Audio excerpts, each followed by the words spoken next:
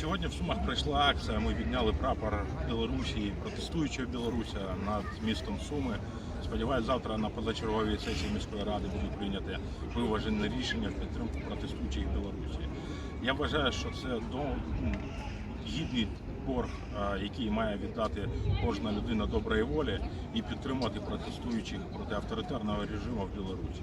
Живи Білорусь! Слава Україні! Це акція солідарності, підтримує Андрія і приєднуюся. Виникла спонтанно, але менше з тим це не зменшує іронії. Дуже вдячні зараз всім сумчанам, які виразили солідарність з білоруським народом, який зараз показує там ази просто героїчності і бажання, і потяг до свободи і волі. Помирає совок, дивно, але 30 років пройшло, а ще була територія, де практично цей совок жив.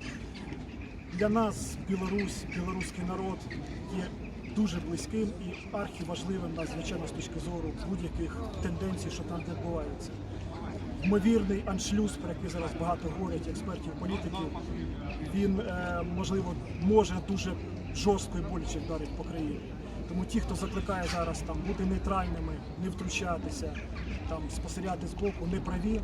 Навпаки, ми не можемо це собі дозволити. Якщо ми будемо нейтральними, це буде гірше, ніж постріл собі в ногу, а то і в скринь.